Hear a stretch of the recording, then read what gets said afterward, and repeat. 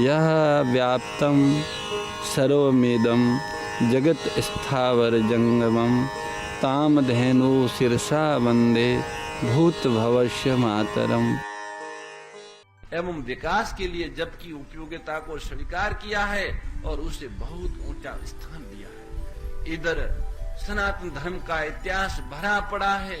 हजारों पापी से पापी और मलिन से मलिन लोग भी भगवान नाम का जप करने से परम पवित्र हो गए, संसार को पवित्र करने वाले बन गए।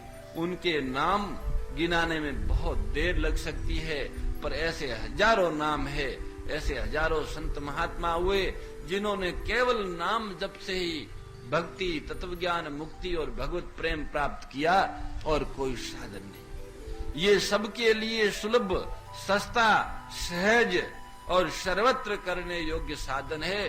सब कालों में उपयोगी है, विशेष करके कली में इसका विशेष लाभ है। कली मल कलि केवल मल मूल मलिना, पाप पयो निधि जल मन मीना। कली केवल मल पाप, दोषों से भरा हुआ मलिन। मलिन कैसा मलिन है? जैसे समुद्र में मछली होती है, ऐसे ही कलियों का मन पाप रूपी, मल रूपी समुद्र की मछली बना हुआ है।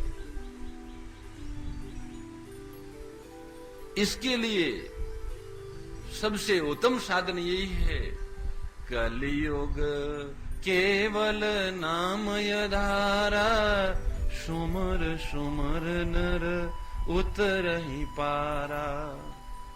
एक नाम जप बहुत ऊंची चीज है, ऊंची चीज है।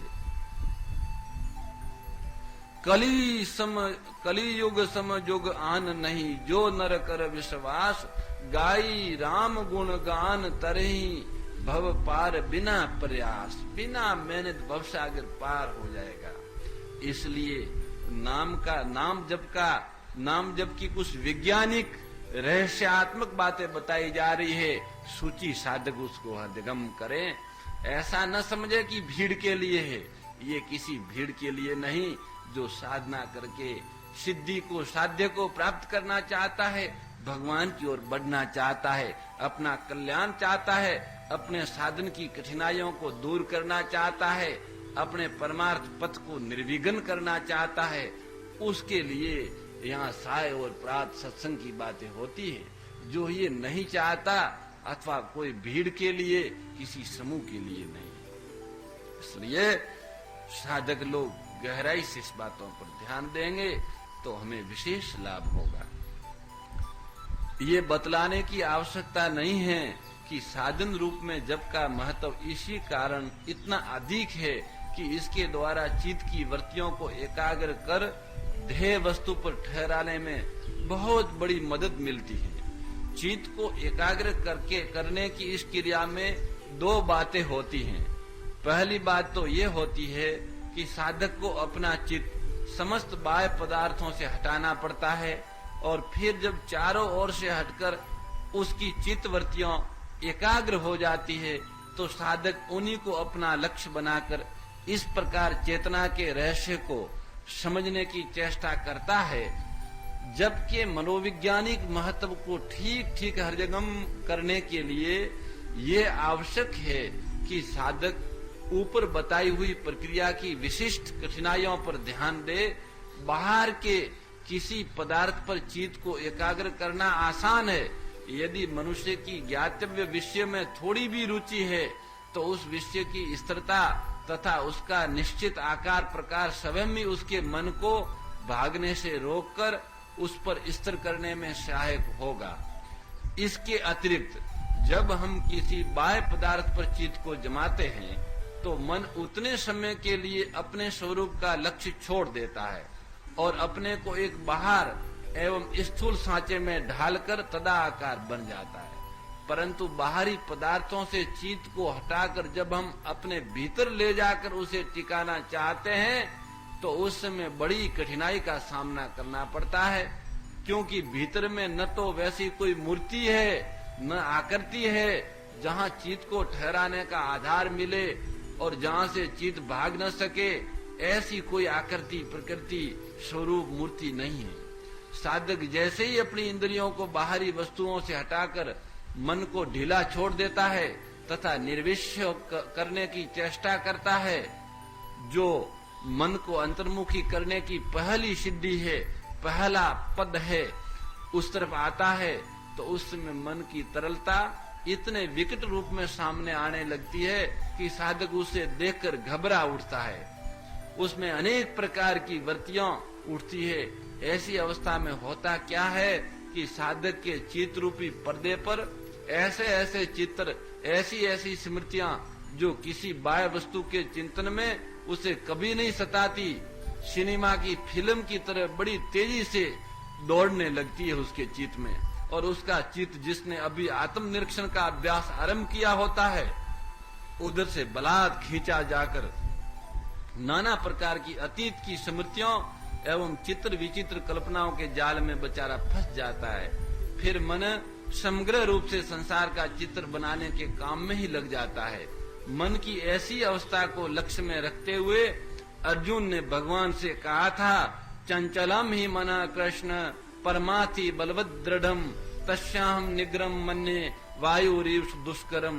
हे प्रभु, ये मन बड़ा चंचल और परमथन स्वभाव वाला है, बड़ा ही दृढ़ और बलवान है, इसलिए उसको वश में करना मैं वायु को वश में करने की भांति अत्यंत दुष्कर मानता हूँ। ऐसी स्थिति में यदि साधक आत्म निरीक्षण तथा ध्यान का अभ्यास करना चाहे तो उसके लिए केवल दो ही मार्ग रह जाते हैं।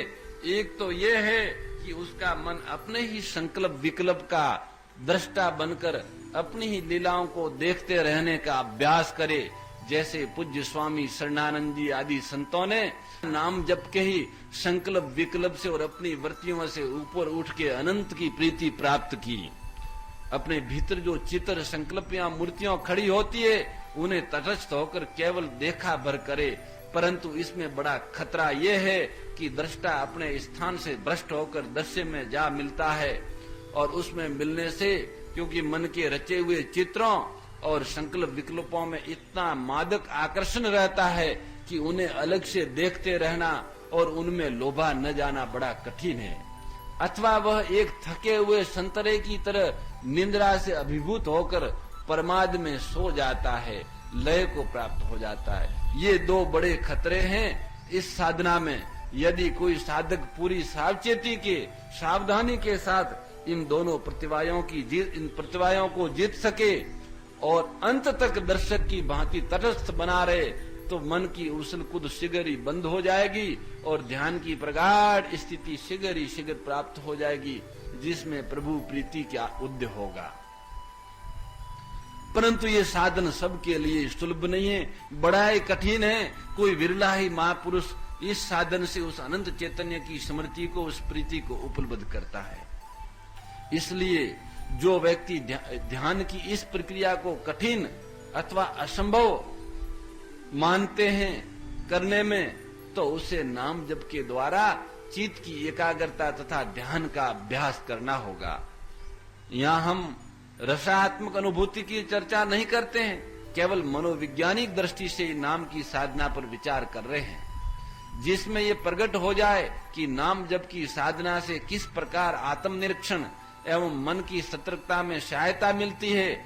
सबसे पहली और मुख्य बात तो यह है कि अर्थ की भावना के साथ जब नाम जप किया जाता है तो चित्त की गति के लिए एक निश्चित मार्ग तैयार हो जाता है और उसके टिकाव के लिए उसे एक सहारा मिल जाता है, जिससे मन इधर उधर भागने अथवा नाना प्रकार के संकल्प विकल्प करने से बचा रहता है।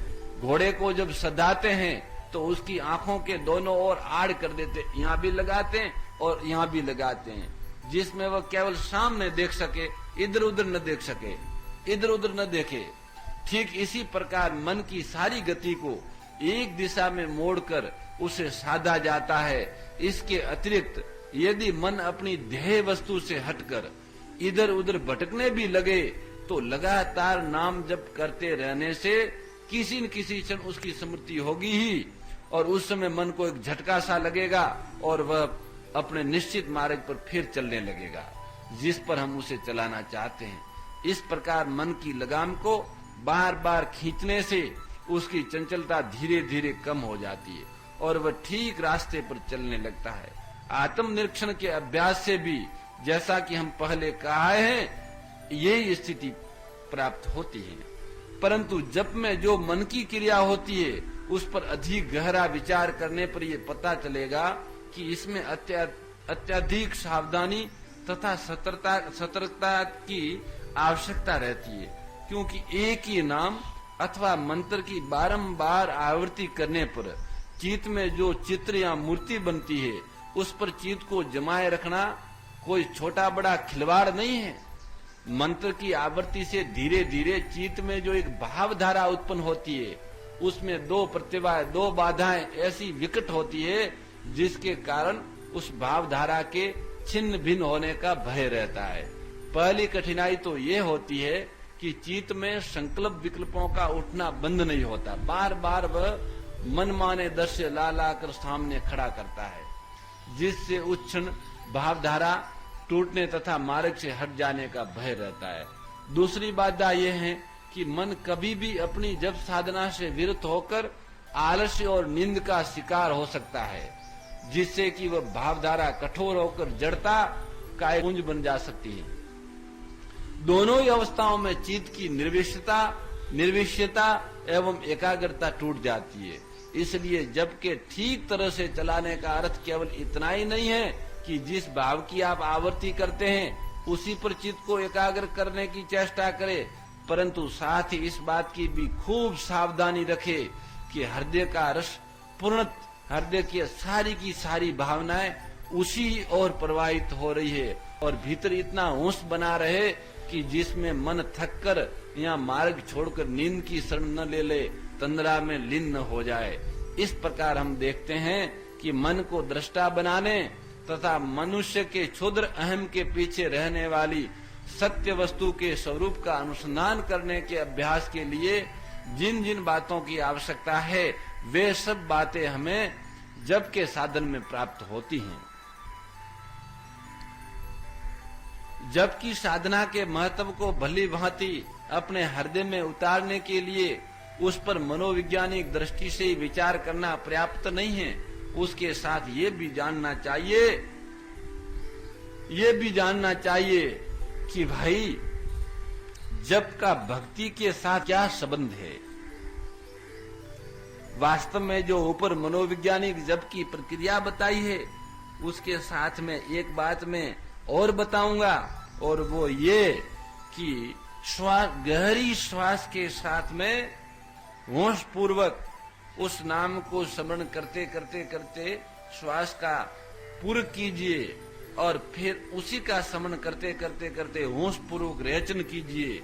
रेचन मानी बाहर फेंकना, बाहर श्वास का जाना और अंदर आना, दोनों समय पूर्ण सावधानी रखकर श्वास को देखते रहे और नाम का जप करते रहे तो अति शीघ्र और महान लाभ होता है।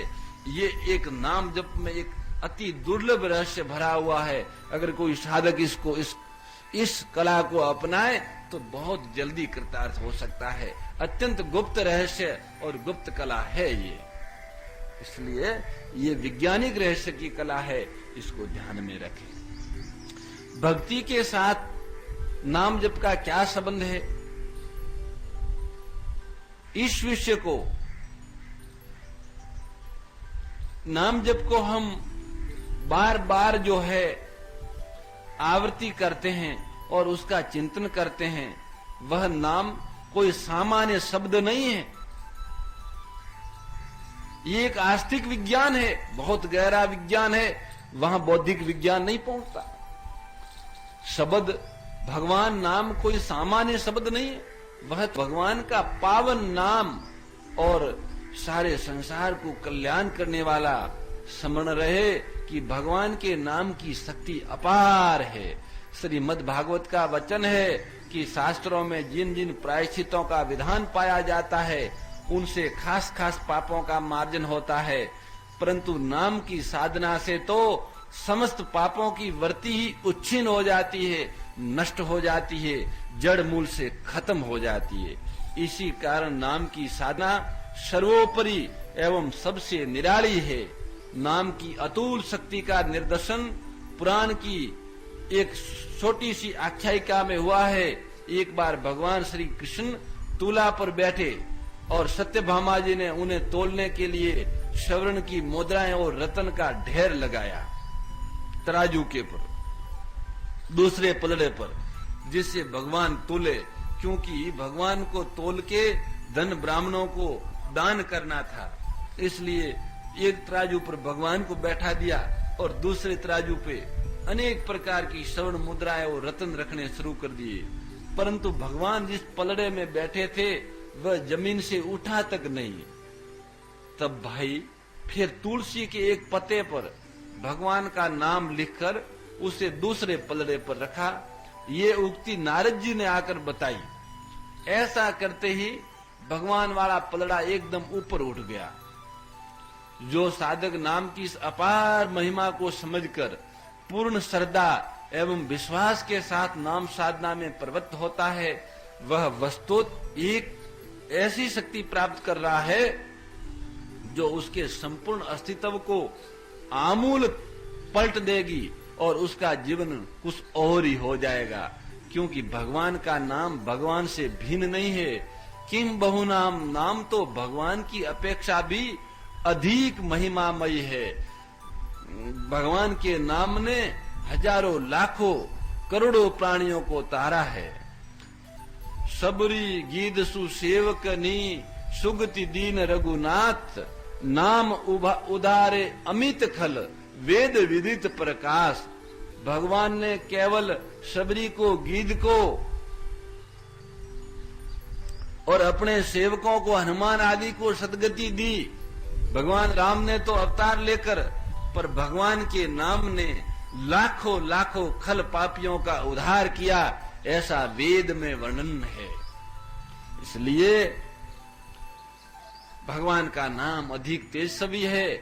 जैसा कि अभी भगवान के तोलने के उदाहरण से स्पष्ट हुआ है, नाम साधना के आरंभ में साधक की इच्छाएं और वासनाएं अपनी हिलोर में उसके मन को एक बार भले ही चंचल कर दे, परंतु यदि साधक अपनी श्रद्धा और आस्था में अडिग रहा, डिगा नहीं, तो ये नाम ही उसके समस्त योगक्षेमों का वहन करने लगता है और उस समय साधक की इच्छाएं तथा वासनाएं वैसे ही नष्ट हो जाती है अथवा दब जाती है, जैसे पत्थर से दबा देने पर कागज। इतना ही नहीं, नाम की निरंतर साधना से हृदय में भगवान की प्रीति उत्पन्न होती है और उनके चरणों में अपने आप को लौटा देने की साध जगती है और मन शीघ्र ही अपने इष्ट के स्वरूप में लीन हो जाता है, जो जीवन का सच्चा स्वरूप है। अपने भीतर ही अपनी खोई हुई संपत्ति पड़ी है, उस संपत्ति के दर्शन हो जाते हैं। अथवा नाम जप का साधक नाम के द्वारा भगवान को पुकार कर ये कह सकता है कि प्रभु उसके अंतपुर में पधार कर उसके हृदय रूपी सिंहासन पर विराजमान हो। वह नाम के द्वारा अपनी हृदय गुफा में सोई हुई शक्ति को जगा सकता है। बार बार की आतुर पुकार उस दिव्य शक्ति को जगा देती है और जब वह शक्ति जग जाती है तो मनुष्य की पार्श्विक चेतना धीरे धीरे दिव्य ईश्वरीय चेतना में परिणित हो जाती है, परिवर्तित हो जाती है। इस प्रकार धीरे धीरे किंतु निश्चित रूप से नाम जप के द्वारा मनुष्य के अंतकरण में एक अद्भुत एवं अकल्पित परिवर्तन हो जाता है। मनुष्य कुछ का कुछ हो जाता है, वह पशु से देवता बन जाता है। नाम जप किस प्रकार मनुष्य को उस अज्ञात एवं सुदूर लक्ष्य तक पहुंचा देता है, और वह भी ऐसे मार्गों से जिनकी सत्ता पर ही हमें विश्वास नहीं होता, जब तक हम उन मार्ग पर चलकर उनको जांच नहीं लेते। इसे श्री रामकृष्ण परमहंस ने बड़े ही सुंदर ढंग से समझाया है। वे कहते हैं, जप का अर्थ है एकांत में बैठकर मन ही मन भगवान का नाम लेना, जप कर। लोग कहते अरे जप कर, इसका मतलब शांत होके, एकाग्र होके उसका जप करना है। ऐसे यदि श्रद्धा और भक्ति के साथ नाम लिया जाए और मन प्राणों को उसमें लीन करने की चेष्टा होती रहे, जो जप है उसके साथ प्राण तो लगे ही, पर प्राण के साथ साथ हमारा मन भी उसमें लय हो जाए, तो निश्चय ही भगवान की प्राप्ति हो सकती है। उनका दर्शन, स्पर्श, संभाषण सब कुछ मिल सकता है। मान लो एक लकड़ी का बहुत बड़ा सही तीर गंगा जी के अंदर डाल दिया गया है और उसका एक छोर सांकल से बांधकर उस सांकल का दूसरा छोर किनारे पर एक मजबूत खूंटे से बांध दिया गया है। यदि तुम सांकल पकड़े पकड़े चले जाओ तो तुम गंगा में डुबकी लगा सकते हो और उसके सहारे सहारे उस सही तीर तक पहुंच सकते हो। इसी प्रकार यदि तुम नाम जप की साधना में पूर्णतया लग जाओ, तल्लीन हो जाओ, तो ये निश्चय मानो कि तुम एक न एक दिन भगवान को अवश्य प्राप्त कर लोगे। अर्थ पर लक्ष्य रखते हुए जपने और यूं ही जपने में बड़ा भेद है। नाम जप के साधकों के लिए एक और बहुत महत्व की बात कहनी रह जाएगी। क्यों, क्या यूं ही बिना समझे बूझे नाम जपते रहने में भी कोई लाभ है, या नाम जप से लाभ उठाने के लिए उनके अर्थ और भाव पर लक्ष्य रखना आवश्यक है? बुद्धि तो निसंदेह यही निर्णय देगी कि जहां तक हो सके सबको अर्थ पर दृष्टि रखते हुए नाम जप करना चाहिए। परंतु ये प्रश्न बड़ा पेचीदा है, इस पर कुछ अधिक गौर करने की आवश्यकता है। कई ऐसे विश्वास के धनी हो गए हैं जिनकी यही मान्यता है कि चाहे जैसे भी हो भगवान का नाम लिए जाओ, नाम में स्वयं इतनी शक्ति है कि चाहे तुम उसके अर्थ पर दृष्टि रखो या न रखो, नाम अपना काम स्वयं कर लेगा। वे एक दृष्टांत देकर अपनी बात को पुष्ट करते, कहते कि अपनी पानी पीते, वे कहते हैं कि पानी पीते ही प्यास बुझ जाती है, चाहे तुम जानो या न जानो कि पानी में कौन कौन से गुण हैं। इस दृष्टांत में दोष दिखलाने की आवश्यकता नहीं है। ऐसा मानने वालों की नियत और विश्वास तो अवश्य स्तुत्य है, अच्छी बात है। हमें ये मानने में भी कोई आपत्ति नहीं है कि न जपने की अपेक्षा किसी भी प्रकार नाम जपना बहुत ही लाभप्रद और कल्याणकारी है। परंतु इस सिद्धांत में एक बहुत बड़ी कच्चाई है, बहुत बड़ा अंधेरा है, बहुत बड़ी भूल है, जिसे प्रत्येक साधक को समझ लेना चाहिए। यदि साधक ऐसा मान बैठे कि यूं ही नाम जपते जाना चाहिए, तो उसके आध्यात्मिक जीवन में एक अजीब स्थलता और सुस्ती आ जाएगी, जड़ता आ जाएगी। उसकी सारी भक्ति एक खाना पूर्ति के रूप में हो जाएगी। बस एक बंदी बंधाई प्रणाली तथा परिपाटी के भीतर उसकी साधना घूमती रहेगी। साधना में एक जीवित जागृत विश्वास तथा सक्रिय चेष्टा का अभाव हो जाएगा और रह जाएगा केवल एक निश्चेष्ट पुण्य कमाने का भाव, जिसमें हृदय की सारी शंकाओं पर पत्थर सरकाकर केवल पुण्य लौटने की लालसा मुख्य हो जाती है। संक्षेप में कहना चाहे तो हमें यूं कह सकते हैं कि ऐसी भावना का पोषण कर मनुष्य सुविधा का धर्म अंगीकार कर लेता। अपनी सुविधा के लिए भले वो ऐसा करे, पर वास्तव में वह उनके उन्नति के लिए कोई अच्छा निर्णय या अच्छी निष्ठा नहीं है। जब यूं ही बिना अर्थ पर लक्ष्य रखते हुए नाम जप करने में उतना लाभ नहीं है, तो फिर नाम के घटक वर्णों के रहस्यपूर्ण अर्थ करना भी बेरसाई है, हानिकर भले ही न हो।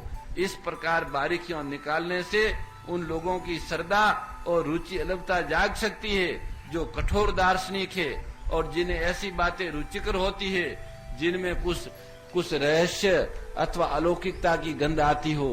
परंतु एक सच्चे भक्त के लिए, एक सच्चे साधक के लिए तो ये धारणा यथेष्ट है कि जिस नाम का वह जप कर रहा है वह भगवान का नाम है, अतएव दिव्य है। इस धारणा से ही उसके भीतर प्रभु प्रेम की ज्वाला जाग उठेगी और उसका चित्त प्रभु में लीन हो जाएगा।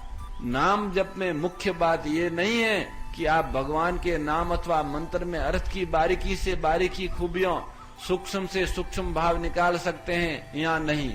मुख्य बात तो आपके भाव की शुद्धता और सबलता है।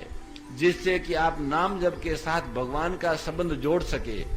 यदि चित्त पर नाम जप से संबंधित तथ्यों और अनेक प्रकार के अर्थों का बोझ न हो तथा उन तथ्यों और अर्थों को ठीक क्रम से तथा परस्पर संबंध के साथ संबंध रखने का फालतू काम जिम्मे न पड़े, तो केवल एक विश्वास और दृढ़ता कि ये भगवान का नाम है और ये वेद द्वारा ऋषियों द्वारा वर्णित दिव्य नाम है, इनमें ऋषियों का संकल्प और प्रभु का पवित्र भाव भरा हुआ है, इससे हमारा कल्याण होगा। बस इतना ही खूब है।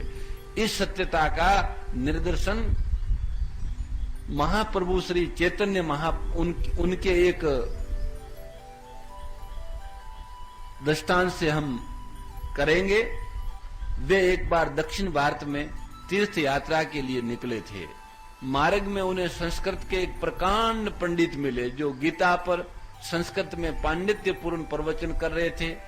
श्रोताओं में एक ऐसे सज्जन भी थे जो संस्कृत से सर्वथा अनभिज्ञ थे, परंतु फिर भी प्रवचन सुनते समय उनकी आंखों से आनंद आंसुओं का अश्रु प्रवाह चल रहा था। उनसे पूछा गया कि आप प्रवचन समझ तो कुछ भी नहीं रहे हो, फिर इतना रो क्यों रहे हो? वे बोले, भाई मैं तो गीता सुनते समय ये देख रहा हूँ कि रथ में बैठे हुए अर्जुन को भगवान श्री कृष्ण उपदेश कर रहे हैं, ऐसा देख रहा हूँ। ऐसी प्रगाढ़ भक्ति और अटूट विश्वास था उनका गीता के भगवत वाणी होने में। उनको प्रत्यक्ष दिख रहा था कि भगवान ही बोल रहे हैं, भगवान दिख रहे थे, और वो गीता के ज्ञान को नहीं समझ रहा था, केवल भगवान को देख के गदगद हो रहा था। उनके लिए इतना ही पर्याप्त था और इतने से ही उन्हें ये दिव्य अनुभव हो रहा था। गीता की दार्शनिक एवं नैतिक बारीकियों के विस्तृत विवेचन से उन्हें क्या मतलब था। भगवान के नाम के संबंध में भी बहुत अंश में यही सिद्धांत लागू है। नाम का वास्तविक अर्थ उसी ने समझा है जिसकी नाम में श्रद्धा और प्रेम है, उसकी अमोघ एवं अतुल्य दिव्य शक्ति में विश्वास है, नाम की शक्ति में विश्वास है और नाम में प्रेम है। उसे उसकी व्याकरण संबंधी तथा दार्शनिक सूक्ष्मताओं से परिचित होने की उतनी आवश्यकता नहीं है। अब अंत में हम नाम के संबंध में रामकृष्ण परमहंस के विचारों का विश्लेषण करेंगे। कोई धर्मोपदेशक परमहंस जी से ये कह रहे थे कि भगवत प्राप्ति के लिए नाम लेना ही पर्याप्त है। इसके उत्तर में परमहंस ने उनको कहा, हाँ महाराज, मैं भी यही मानता हूँ कि भगवान के नाम का अमित प्रभाव है, परंतु क्या बिना प्रेम के नाम लेना वस्तुत नाम लेना कहा जाएगा? आत्मा में प्रभु के लिए भूख जगनी चाहिए, एक तड़प होनी चाहिए। जीव से तो राम राम रट रहे हैं, परंतु मन में कंचन और कामिनी में उलझ रहा है मन। ऐसे नाम लेने से भाई कोई लाभ नहीं होगा। सांप झाड़ने वाले गरुड़ मंत्र तो पढ़ते ही हैं, साथ ही गोईठे का धुआं भी करते हैं। खाली मंत्र पढ़ने से काम नहीं चलता है।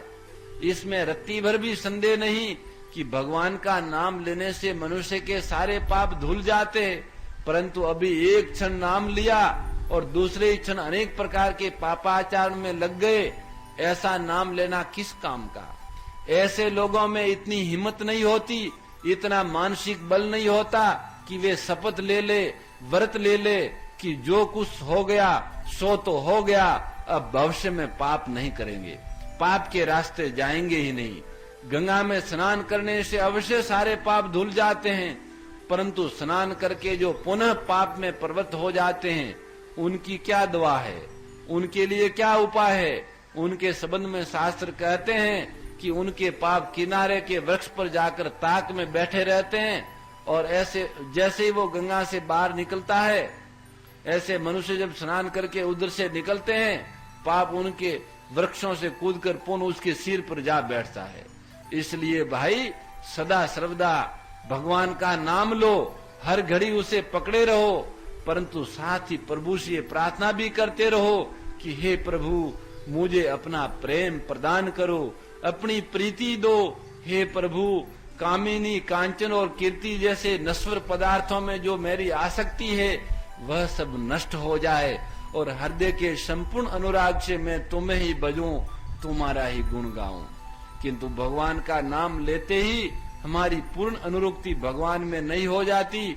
इस कारण हमें निराश और हताश होकर नाम जप की साधना छोड़ भी नहीं देनी चाहिए, क्योंकि कुछ ही दिन के अभ्यास के अंतर नाम का चमत्कार दिखने लगेगा और हमारा उससे लाभ होगा, अवश्य होगा। यदि श्रद्धा है, सच्चाई है, लगन है और भगवान की प्राप्ति की भूख है, तो इसमें कोई संदेह नहीं कि मनुष्य समय पाकर आध्यात्मिक जीवन की ऊंची से ऊंची सिद्धियों पर चढ़ेगा और उसका अधिक विकास होगा। इस संबंध में रामकृष्ण देव और चैतन्य देव के वचनों को हम फिर दोहराएंगे। भगवान के नाम में अपार शक्ति है, तुरंत ही इससे लाभ भले ही न प्रतीत हो, परंतु कुछ दिन नाम की साधना करते रहने पर अवश्य ही लाभ होगा। मकान की मुंडेर पर डाला हुआ बीज भी किसी समय जमीन पर पहुंच जाता है और जल के संसर्ग को पाकर अंकुरित हो जाता है तथा कर्मश उसमें पत्ते, फूल और फल भी लगने लगते हैं। चाहे ये सब उस दिन ही क्यों न हो जबकि मकान में दरारें पड़कर वह फट जाए और गिर पड़े। इसलिए धैर्य के साथ भगवान नाम की साधना करते रहना चाहिए। श्रद्धा, समर्पण और भूख के साथ देर सवेर प्रसन्न मन को क्यों मथे, अवश्य भगवान की प्राप्ति होगी, आध्यात्मिक उन्नति होगी, कल्याण होगा। भगवान के नाम में अपार शक्ति है, उस पर श्रद्धा और विश्वास करके उनको तलीनता और मन तथा प्राणों के लय पूर्वक बार बार जपना है। मोर मुकुट बंशी वाले की जय, गौ माता की जय।